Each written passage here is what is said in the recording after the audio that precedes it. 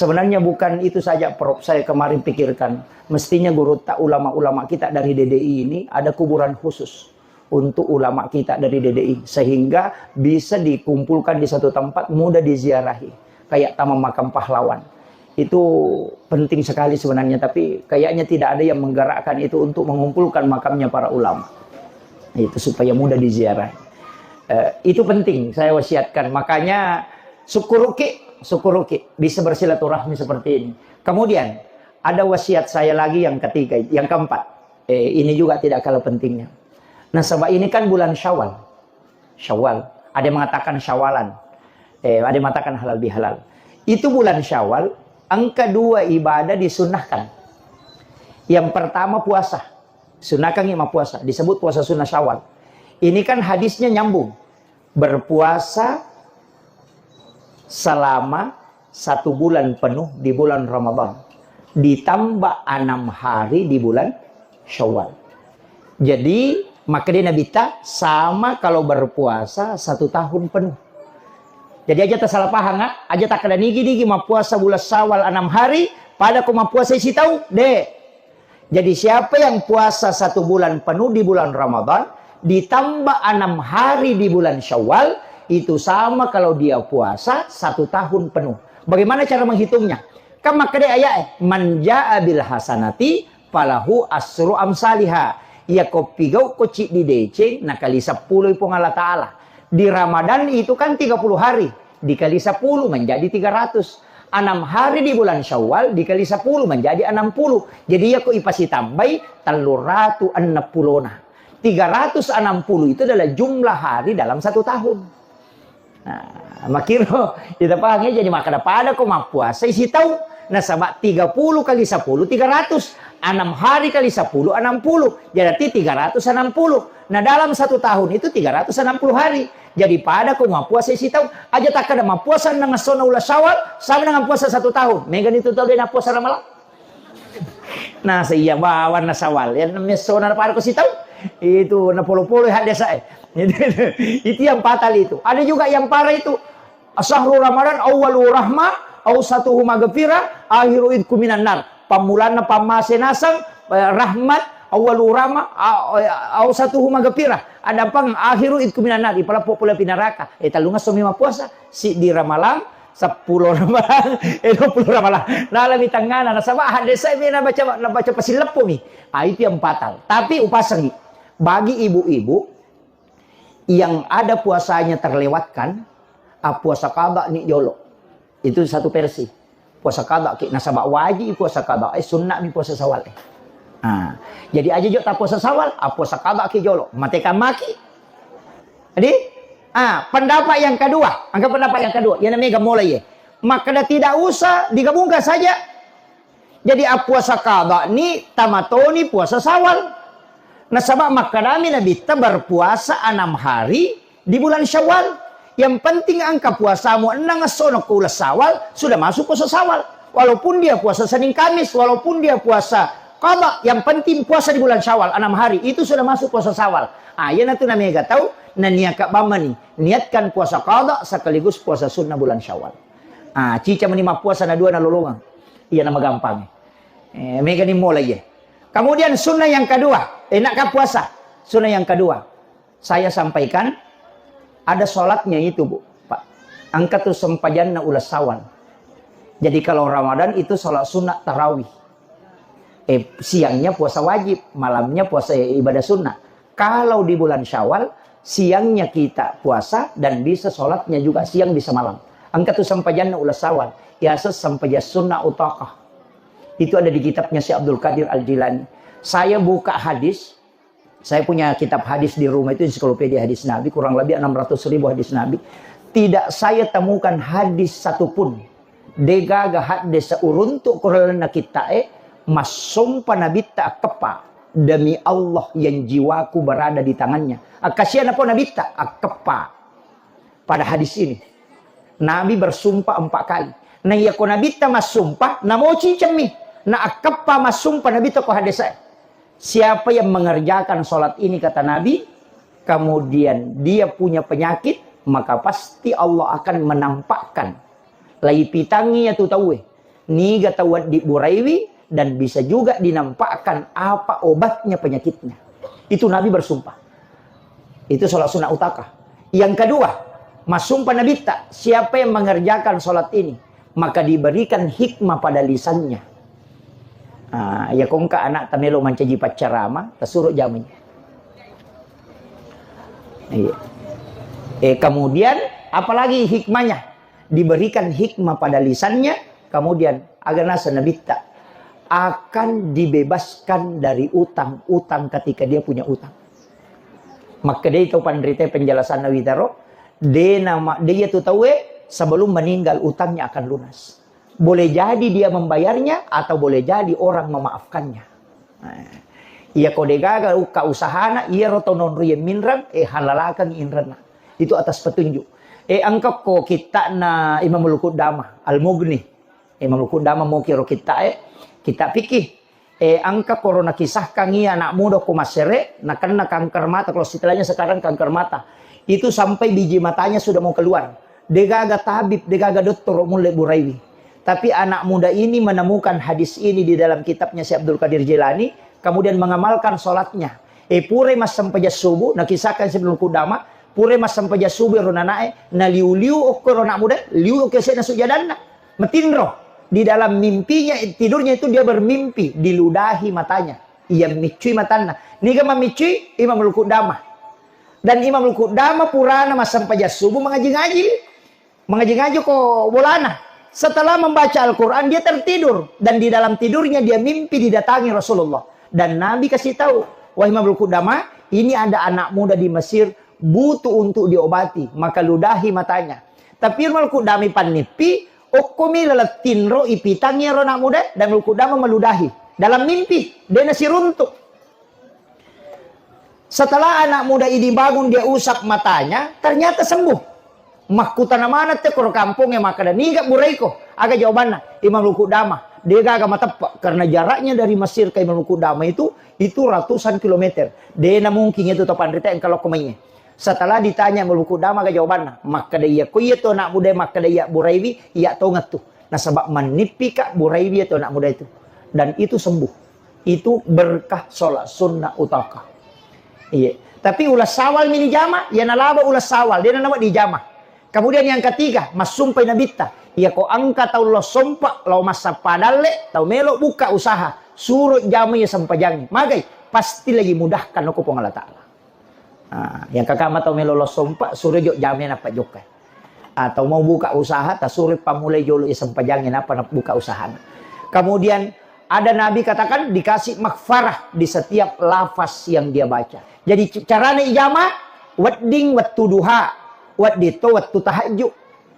Jadi aku mikir jamai wat di waktu duha. Ini akan sekaligus sholat sunat duha. Arwarakanna. Cuma pangupuna kuluallahu akka 15 sirakannya. Tidak diganti surahnya. Rakaat pertama surah Al-Ikhlas 15 kali. Rakaat kedua Al-Ikhlas 15 kali. Pura kima beresala to makat de si malai makotoro kuluallahu akka 15 sesudah Fatihah. Arwarakanna, jangan dikerjakan terpisah, dikerjakan sekaligus selama dari sebanyak 8 rakaat. Purai matu mak beresan lengi, jangan merubah posisi duduk. Langsung kita baca tasabena. Subhanallahi wa bihamdihi subhanallahil azim akap itu 10. Jangan lebih, jangan kurang. Kemudian yang kedua, baca sholawat Allahumma sholli ala sayyidina Muhammad wa ala ali sayyidina Muhammad akap itu 10 toh. Dan doanya tidak ada. Kita mau berdoa tidak masalah, tidak berdoa tidak apa-apa. Arwarakanna, kerjakan walau hanya sekali di bulan Syawal. Jadi angka puasana tuh angka sampajana. Ya ko puasana puasa sunnah Syawal. Ya ko sampajana sampaja sunnah utakah. Sana. Jadi kong ka anak tamelo, ya palagi kong ka tahu dia na lancar mak bicara ko masambutang. Suruh jam itu dimudahkan lisannya itu. Nabi mengatakan diberikan hikmah pada lidahnya sehingga dia tidak susah mengucapkan kebaikan dan hikmah. Itu pesannya Rasulullah. Dan Nabi bersumpah 4 kali. Makanya sholat ini penting saya wasiatkan. Saya kerjakan sholat ini Pak mulai di pesantren dulu. Sudah aliyah baru saya mulai kerjakan. Itu barakahnya luar biasa. Saya beberapa kali kena penyakit. Ada yang mengobati. Termasuk ada satu peristiwa yang sampai hari ini saya masih selalu berpikir.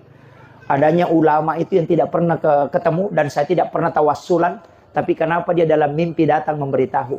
Itu dengan memberitahu bahwa ada air sam-sam di atas lemarimu itu, ada air hujan di lemari di luar, campur itu baru kau minum. Itu obatnya penyakitmu. Saya 15 hari tidak bangun, sampai tidak pergi sholat Jumat 2 kali. Karena tidak bisa bangun. Semua badan itu warna kuning. Dan tidak bisa makan. Tapi setelah diperlihatkan itu datang, kemudian memberitahu, saya cuma suruh istri kasih, saya minum sorenya, besok paginya itu saya pergi di Cempe ceramah. Kenapa? Saya tidak tahu, langsung hilang. Saya mengatakan, ini keberkahan sholat sunnah utama. Saya yakin betul itu. Jadi makanya memang Nabi katakan, demi Allah yang jiwaku berada di tangannya, siapa yang mengerjakan sholat ini, kalau dia punya penyakit, Allah akan tunjukkan apa obatnya dan siapa yang bisa mengobati. Dan saya yakin betul itu. Nah, makanya saya wasiatkan kerjakan ini. Tidak berat, Bu. Karena surah Al-Ikhlas 15 kali aja. Jadi dihitung aja itu. Qul Allahu ahad, Allahu samad, lam yalid, walam yulad, walam yakul lahu kufuwan ahad, Allahu samad. Itu 15 kali setiap satu rakaat. Itu untuk sholat utama. Kemudian, ini sudah jam berapa ini? Saya ada acara sudah duhur di Parepare, Bu. Oh iya. Oh ini sudah hampir jam 12. Kemudian ada disebutkan Rasulullah ayat Al-Quran. Ini yang penting juga. Dan ini bukan berkaitan bulan Islam, tapi ini berkaitan bulan Miladiyah. Ini kan bulan sudah masuk April, Bu ya. Ini yang disebut Nabi bulan Nisan. April itu disebut Nisan. Nisan itu bulan 4. Jadi Januari, Februari, Maret, April. Jadi bukan bulan Islam ya. Bulan Nisan disebut dalam hadis. Nisan itu adalah bulan April. Sekarang sudah masuk. Jadi tunggu, pasti ada hujan itu. Tunggu, kita beli wadah baru. Kalau tidak ada wadah baru, pakai baskom lama. Tapi belikan kantong plastik. Jadi nanti kalau hujan, tak ada langsung air hujan dari langit. Tak ada langsung. Jadi tidak melalui atap. Itu melalui langsung dari langit. Biar tidak banyak. Yang penting ditada langsung. Nanti kalau sudah ditada, tapi bulan 4. Itu hanya bulan 4. Lewat dari bulan 4 tidak bisa. Hanya bulan April yang disebut Nabi bulan Nisan. Inilah yang disebut dengan air Al-Quran. Jadi tada langsung dari langit. Kemudian ambil air itu didoakan. Sholat sunnah hajat 2 rakaat. Baru di dalam kamar yang tidak ada suara-suara. Kita doakan. Apa yang dibaca? Hafal ini. Surah Al-Ikhlas 70 kali. Al-Fatihah 70 kali, Al-Ikhlas 70 kali, Al-Falak 70 kali, An-Nas 70 kali, Al-Kafirun 70 kali, dan ayat kursi 70 kali. Masing-masing 70 ya. Itu hadis itu. Kemudian air ini tadi diminum selama 7 hari kata Nabi. Setiap pagi dan sore. Ini fungsinya apa? Orang yang tidak punya keturunan kata Nabi itu bisa punya anak. Jadi kalau ada orang tidak punya keturunan, suruh amalkan itu. Itu yang disebut air Al-Quran. Bahkan dalam riwayat itu disebutkan, siapa yang berobat dengan air Al-Quran kemudian tidak sembuh, berarti dia nagaga tawad di burai wilasanna. Kau linomo. Itu. Jadi, ipat timangnya ruwe. Dan saya sampaikan, bagi yang tidak sakit, minum. Ya tau deh, nama lasa tinungi. Namo si taggo mitinu, jangan dipanaskan.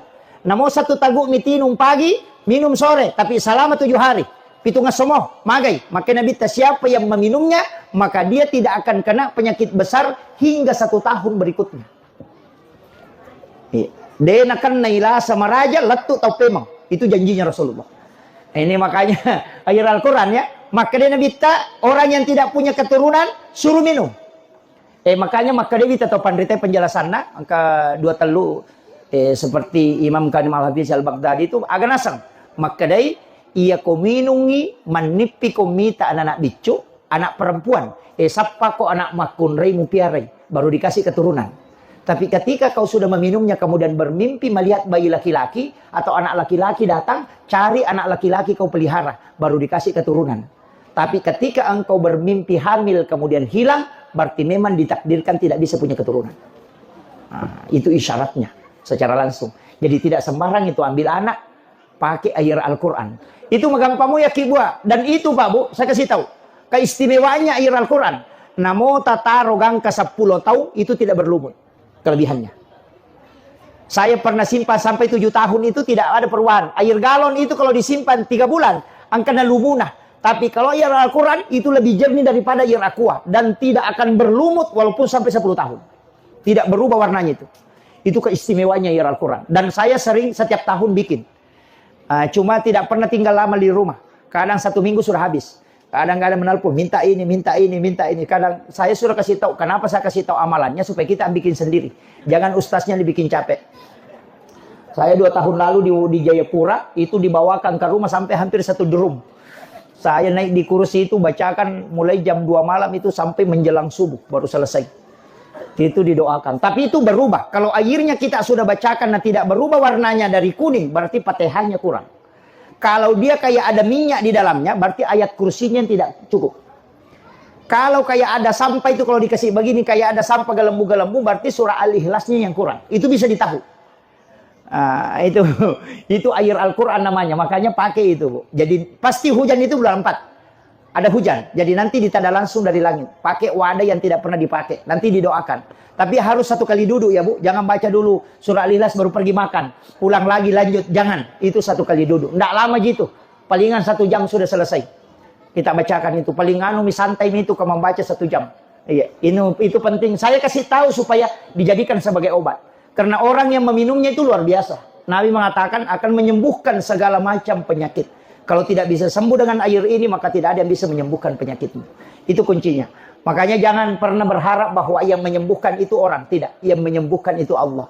Orang itu hanya mengobati. Makanya dokter itu menulis mengobati penyakit ini. Tidak ada dokter menulis menyembuhkan penyakit ini. Tidak ada. Karena dokter itu mengobati. Allah yang menyembuhkan. Itu kuncinya. Makanya kalau mau makan obat itu Bismillahirrahmanirrahim. La shifa'u illa anta syafi. Sudah dihafal, Bu? Jadi kalau minum obat apa dibaca? Apa? Bismillah aja. Doanya itu Bismillahirrahmanirrahim. La shifa'u illa anta syafi. Dengan menyebut nama Allah yang maha menyembuhkan. Dan tidak ada yang bisa sembuhkan penyakit kecuali hanya Dia yang maha penyembuh. Makanya dibaca itu Bismillahirrahmanirrahim. La shifa'u illa anta syafi. Tapelan. Ya kalau ditapel akan balik Bismillahirrahmanirrahim. Selesai ini. Itu doa umum aja. Saya kira ini yang penting saya wasiatkan. Terima kasih sudah memberi kesempatan bersilaturahmi bersama. Mudah-mudahan pertemuan kita ini itu memanjangkan umur. Setiap orang yang bersilaturahmi itu dipanjangkan umurnya. Dan dimudahkan rezekinya. Itu. Tapi setiap orang yang memutus silaturahmi itu akan diputus rezekinya oleh Allah. Itu bahayanya. Jangan juga suka marah-marah. Karena 40 saraf di muka itu akan putus ketika orang marah. Makanya kenapa kita disuruh berwudu? Karena wudu itu menyambung saraf yang terputus. Itu. Jadi itu jenek makan jalada. Kalau bisa terpelihara dari wudu, insya Allah itu akan terus bercahaya mukanya. Orang yang terjaga dari wudu. Kecuali wanita haid jangan berwudu karena diharamkan. Iya. Itu kunci.